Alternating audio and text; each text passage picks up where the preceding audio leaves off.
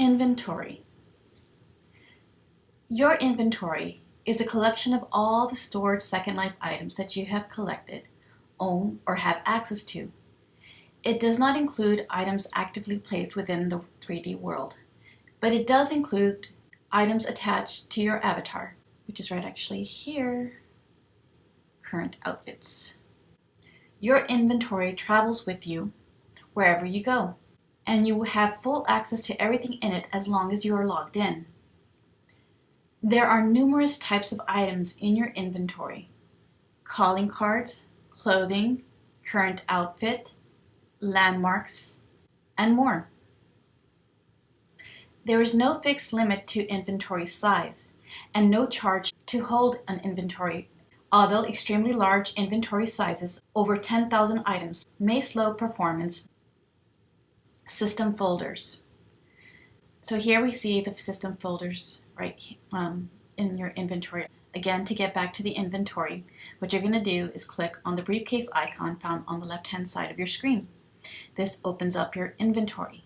You'll notice these folders that are automatically created for you.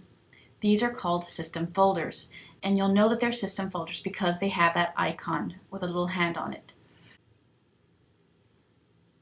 The default location for storing new individual items you receive are the system folders. So you can see in the note card I have something there. So it's a note card item. So it moves to the system folder called note cards. Items can be moved anywhere in inventory afterwards. The system folders cannot be renamed or deleted. By the way, the library contains several items for you that's given by Linden Lab. So later on, if you have to build for an exhibit, you'll notice that you actually have several items that you can use kind of for decoration if you wanted to. Now let's take a look at the properties of an inventory item. Each item in your inventory contains properties and settings of what you can and can't do. Some items will allow you to edit them, while other items will not. If you have created the item, you can change the settings of the object you are looking at and determine if you would like others to be able to modify it or not.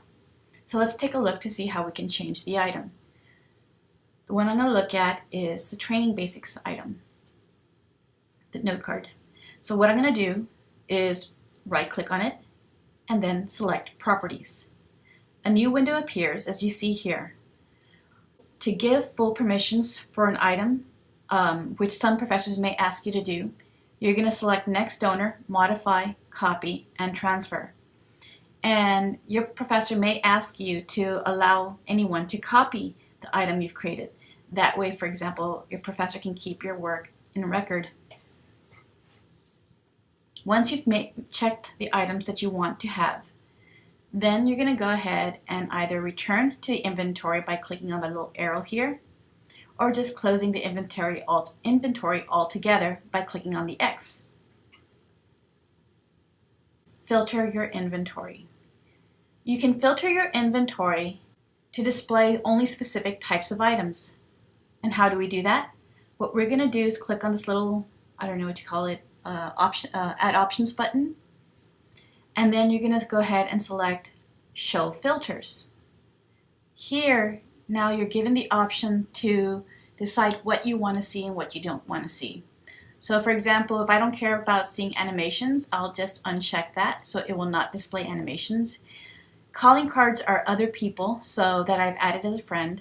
Clothing are the clothing that you've collected. Gestures, if you don't play with gestures, which animate your avatar, you can just uncheck it. And then to make it return, just check the box. So pretty much maybe meshes you don't need to see. It's up to you what you want to see and what you don't want to see, so you can check and uncheck it. Once you're done, go ahead and click Close. And we have changed the filter properties. This concludes the tutorial for inventory.